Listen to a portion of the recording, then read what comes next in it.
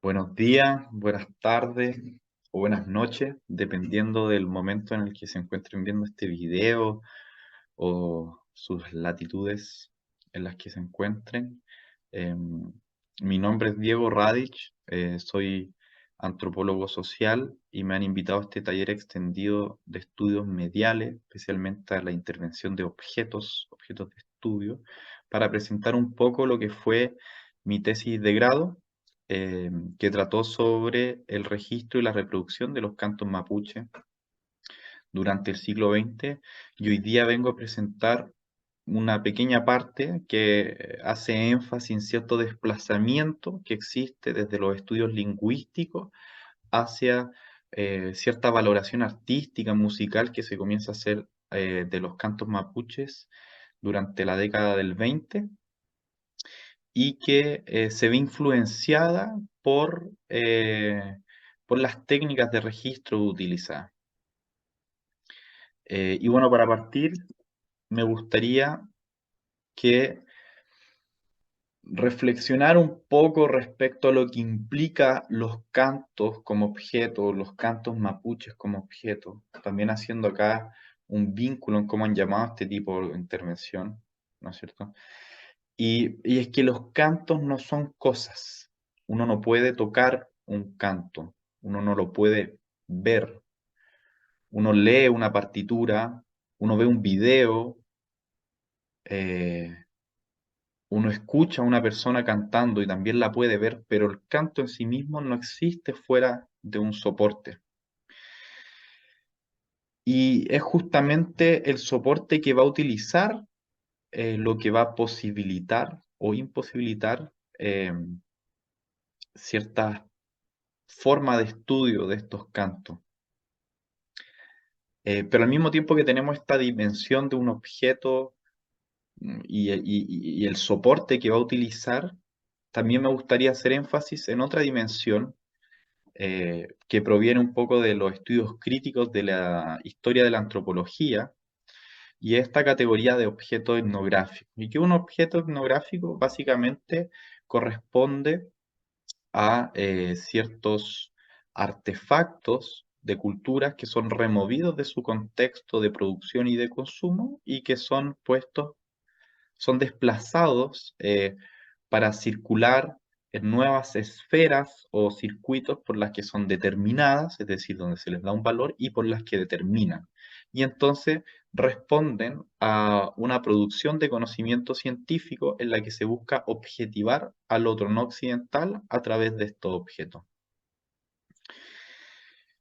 Y el tema es que a diferencia de los objetos clásicos, como puede ser vestidos, joyas, vasijas, qué sé yo, los cantos, como mencionaba antes, necesitan ser transmitidos a un nuevo soporte que les dé el cuerpo de un objeto. Y es desde ahí, desde esta nueva materialidad que van a tener, van a poder desplazarse a nuevos contextos y sistemas de valores. De esta manera, las técnicas de registro que se utilizan y los soportes que adquieren influencian en la producción de conocimiento que se genera a partir de estos objetos. Eh, y entonces, atendiendo al registro de los cantos mapuche y su constitución en objetos etnográficos, en objetos de estudio, me gustaría enfocarme en este desplazamiento que hablaba un poco antes, en la década del 20, eh, de este cambio desde una significancia científica que tuvieron los cantos hacia una valoración estética dado por la música. Y lo interesante es que este movimiento puede ser comprendido por la circulación que comienza a haber de registros sonoros de cantos mapuche y la importancia que adquieren los aparatos de grabación sonora durante esta época. Y es que a principios del siglo XX, que es cuando empieza la recolección sistemática y científica de los cantos mapuche, son las transcripciones fonéticas y los dictados como la técnica a utilizar. Y esto básicamente porque el objetivo era recolectar la mayor cantidad de textos legítimos, originales, o como diría Rodolfo Lenz, en su estado vivo y natural. eh, y estos textos, entonces, son utilizados con fines lingüísticos para la construcción de ciertas gramáticas, em, etcétera, ¿no es cierto? Y lo importante es que durante esta época también se intentaron utilizar los aparatos de grabación de sonido, los fonógrafos en particular. Y uno de los primeros en utilizar el fonógrafo fue el antropólogo alemán Robert Lehmann Nietzsche, quien en Argentina, especialmente en el Museo de la Plata, va a realizar una pequeña colección de fonogramas araucanos, como se les llamó, eh, y si bien estas grabaciones nunca se conformaron completamente en un objeto de estudio y no circularon ampliamente, sí nos muestra por qué, una evidencia nos muestra por qué estos aparatos no tuvieron una gran importancia durante la época. Y es que, si bien Lyman Nietzsche declara que el fonógrafo es el mejor aparato disponible para el investigador después de haber tenido que conformarse con el dictado habitual, la realidad es que las limitaciones técnicas de este dispositivo no permitían un resultado óptimo para grabaciones puramente lingüísticas. Y entonces, a pesar de que las personas podían cantar cantar de manera fluida, sin verse interrumpidos, la transcripción posterior se volvía bastante difícil. Y es que la escritura fonética que se utilizaba entonces em, dependía de los órganos vocales, en donde el instrumento de la lengua era principalmente la boca como una herramienta técnica de una programación. Es decir, es una escritura de los efectos corporales sobre la lengua. Pero las grabaciones de sonido presentan una voz sin cuerpo, o al menos un cuerpo humano, y las lecturas de las configuraciones vocales desaparece dependiendo entonces solo de lo que se escucha. Y acá es muy interesante de que uno de los registros fonográficos de Robert Lehmann Nietzsche, él va a señalar va a señalar que esta grabación no tiene contenido textual y que es puro ruido. Y en un estudio, las recopilaciones que han hecho Margarita Cañillo y Gabriel Pozo respecto al legado de Robert Lehmann Nietzsche, ellos han podido transcribir esta grabación eh, y dan cuenta que esta grabación refiere a un diálogo entre dos personas. Entonces, muy interesante cómo las dificultades técnicas que mostraba el fonógrafo para los estudios lingüísticos. Sin embargo, en 1910 tenemos otras grabaciones fonográficas, eh, en este caso realizadas por el misionero Félix de Augusta, y lo interesante de estas grabaciones es que, si bien él realiza transcripciones fonéticas con ayuda de los mismos intérpretes que graba, él también realizará transcripciones musicales, y como la que se ve en esta foto, ¿no es cierto? Y estas transcripciones serán publicadas en un artículo en la revista Antropos, artículo que se va a llamar Zen Araucaner Lieder, es decir, 10 cantos araucanos, y en donde él no solo va a transcribir estas partituras, sino también va a poner el texto en mapudungún y el texto en alemán para que la gente pueda cantar estos cantos. Y paralelamente se va a aproximar a los estudios de la musicología comparada, eh, describiendo un poco las características de lo que él denomina la música araucana. Y los cilindros registrados por Augusta, si bien circularon de manera limitada y van a tener un fin bastante drástico al ser destruidos en un incendio en 1928, van a influenciar a distintos músicos por un interés por los cantos mapuche. Y dentro de ellos se encuentra Carlos Lavín, quien asiste a una de las conferencias realizadas por Augusta y entabla una amistad con él, en donde lo va a ir a visitar a las misiones en la Araucanía, y donde va a intentar por su propia cuenta, va a realizar por su propia cuenta transcripciones, eh, transcripciones en partitura, como las realizadas por Augusta, pero utilizando también estos mismos cilindros de cera, es decir, hace sus propias transcripciones musicales. Y lo interesante es que Lavín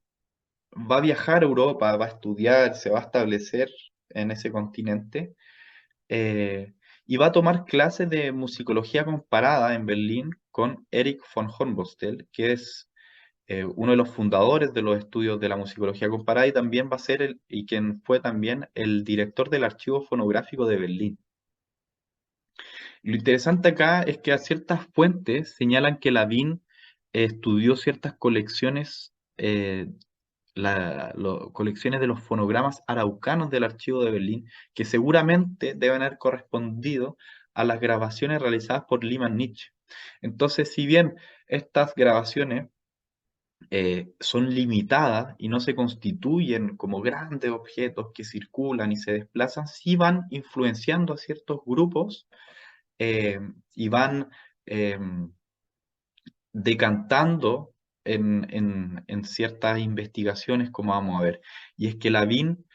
en 1925 publicará un artículo en Francia llamado La música araucana y en 1928 publicará otra investigación, esta vez comparativa, sobre la música indígena sudamericana, en donde destaca la música mapuche por ser una fuente de inspiración pura y nueva para sus obras artísticas al alejarse del criterio europeo.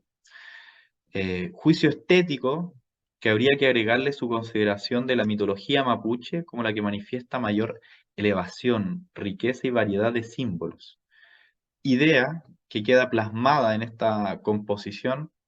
que se puede ver en la diapositiva y que lleva por nombre Mitos Araucanos. Y este trabajo que realiza, los trabajos de investigación que realiza Lavín, como también eh, estas creaciones musicales que va a realizar a partir de los cantos, eh, van a ser posibles justamente por los aparatos de grabación de sonido. Y es que como señala Lavín, estos instrumentos le permitieron captar aquellos detalles que se escapan en la audición directa, característica que podríamos vincular a esa ventaja especial de la que habla von Hornbostel respecto al fonógrafo y esa posibilidad de reproducir a velocidades más lentas o más rápidas para escuchar las piezas musicales a un ritmo más estable y poder analizarlas tranquilamente. Manipulación que, como diría Friedrich Kittler, es más real que simbólica, ya que hay un cambio no solo en los sonidos, sino en todo el espectro del ruido. Y entonces si Lavín le otorga un valor estético y creativo a los cantos mapuche, es porque las grabaciones fonográficas permiten ordenar los sonidos y así ser escuchados para que los oídos puedan reproducirlos en melodías exactas. Pero si bien Lavín tiene una importancia ser de los primeros en otorgarle este estatuto de obras de arte a los cantos mapuche, será unas grabaciones realizadas por Pedro Humberto Allende en 1928, eh, las que marcan un antes y un después. Y es que Pedro Humberto Allende, quien era un músico, un compositor chileno, pionero del nacionalismo musical, se propone buscar, en sus palabras, la expresión del pueblo chileno y dentro de ello averiguar si existe o no un arte musical aborigen en Chile. Y entonces así Allende, con apoyo del Departamento de Educación Artística, dirigido entonces por Carlos Isamit, quien en la década del 30 también realizará una amplia recolección de cantos mapuche, esta vez in situ y en transcripciones en partitura, van a promover y van a realizar las primeras grabaciones ortofónicas mapuche, es decir, las primeras grabaciones eléctricas donde se utiliza un micrófono y por lo tanto el detalle de la grabación es mucho mejor, se escucha, es de mejor calidad. Y lo interesante es que estas grabaciones van a ser realizadas para poder mostrar parte de la música popular chilena en el primer Congreso Internacional de Artes Populares que se realizó en Praga en 1928. Y entonces así es como Allende va a buscar distintos intérpretes, cantantes, ulcantunfe, mapuche, para poder grabar. Y será finalmente Manuel Manquilef, ¿no es cierto?, el dirigente y diputado mapuche, quien les va a presentar a Juan Huinco, a Martín Huentecura y a Marcelina Ñancú Filu, eh, y los acompañará a todos ellos hasta el Conservatorio Nacional de Música, ubicado en Santiago, para grabar sus cantos. Y el resultado fueron cuatro discos, cada uno con un canto, cuyas matrices ortofónicas fueron producidas acá en Santiago y van a ser trasladadas hacia Estados Unidos para la impresión de discos de 78 RPM y que van a ser nuevamente traídos a Chile y después estarán circulando en distintos archivos, museos, este congreso, donde van a ser reproducidos. Y si bien no se cuenta con un registro exacto en la presentación del Congreso de Praga, es decir, cuáles fueron las percepciones, qué es lo que dijo la gente respecto a estos cantos, sí existe una narración de Carlos Lavín respecto a cómo las distintas vanguardias van percibiendo estos cantos y que nos permite aproximarnos eh, a los circuitos en los que estos registros se mueven, documentando un momento taxonómico en donde estos cantos ingresan, no sin disputas, a lo que Clifford llamaría el museo imaginario de la creatividad humana. Y acá podemos ver distintas disputas eh, respecto a la valoración estética de estos cantos. Y así, por ejemplo, Lavín nos relata de que Igor Stravinsky se niega a que estos discos sean reproducidos en su presencia, o que Richard Strauss tuvo que ser calmado por von Hornbostel durante la ejecución de estos cantos, o por ejemplo, que Federico García Lorca confesó un intento de robo de estos discos, o que un citarista hindú de la compañía Uda y Shankar ofrece su instrumento a cambio de uno de estos discos. Incluso como se ven en la fotografía donde está este disco, en este caso el disco Masiñancu, está firmado por Eduardo Lira Espejo, que es otro músico, y entonces nos va dando cuenta un poco de los desplazamientos que va produciendo el registro sonoro el soporte que adquiere estos cantos en los discos. Eh, y así esto nos va demostrando el estatuto que alcanza la música araucana o los cantos mapuche como una obra artística, y empiezan a circular entonces en este mundo de arte, de museos, de mercado y de saberes de conocedor. Eh, pero es un movimiento en el que el trasfondo cultural de los cantos se vuelve desechable para inscribirse dentro de la categoría intemporal del arte, y que el modernismo y en donde el modernismo se presenta como una búsqueda de los principios formadores que trasciende la cultura, la política y la historia. Pero estos sistemas de arte y cultura que clasifican y valoran a los cantos en tanto objetos sonoros pueden ser cuestionados para pertenecer a otra cosa. Y así, y acá ya nos acercamos al cierre de esta presentación, los discos que se grabaron en 1928 tienen la particularidad de que su autentificación está asegurada todavía por el propio proceso reproductivo, es decir, las frecuencias que se inscriben en la placa fonográfica, o en este caso en la matriz ortofónica, eh, la semejanza sonora está garantizada por ser producida mecánicamente por su fuente de emisión, es decir, es la voz la que entra por el micrófono y va marcando, ¿no es cierto?, va inscribiendo el disco. Y entonces, al no necesitar, como diría Kittler, de un embudo simbólico, como era la escritura de la máquina de escribir, o como lo era la escritura fonográfica a principios del siglo XX, los registros de audio permiten construir archivos y colecciones para todas las posibles memorias. ¿Y esto qué significa? Que básicamente cuando se está grabando un canto, este canto también tiene su propia historia, más allá del proceso de recolección etnográfica o del registro que se está produciendo ahí. Y este es el caso de uno de los discos llevado al Congreso de Praga, que lleva por nombre Caballo Moro, y que refiere a al proceso de ocupación del territorio mapuche por el Estado de Argentina, especialmente de un hombre eh, que es perseguido y es deportado y es llevado a la isla Martín García. eh, y lo interesante es que este canto, que refiere, ¿no es cierto?, todo este proceso de ocupación, guarda relación un poco con la familia de Manuel Manquilef, que recordemos es quien influye en los artistas que van a ser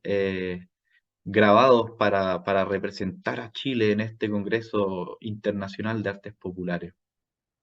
Y es que el papá de Manquilef, dice él mismo,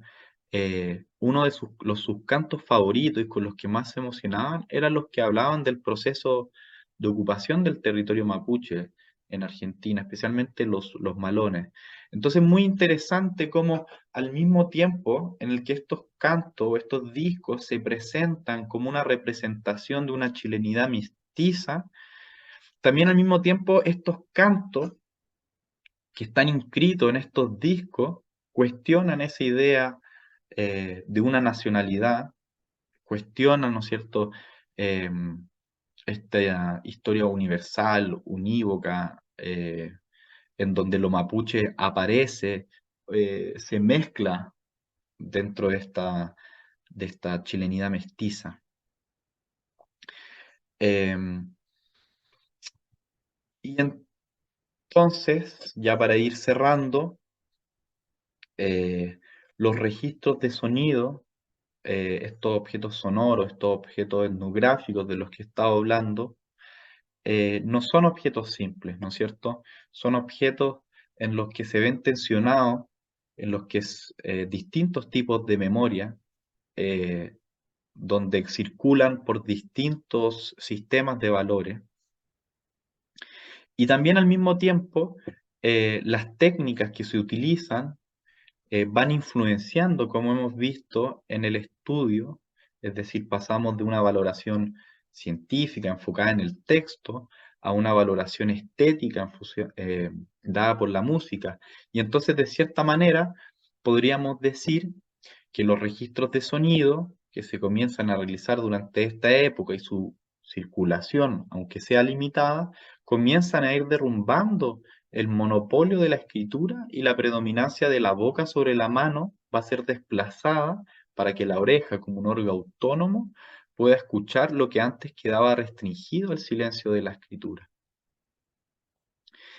Y acá me gustaría hacer también un pequeño énfasis en algo que menciona Lavín dentro de la escucha de estos registros sonoros,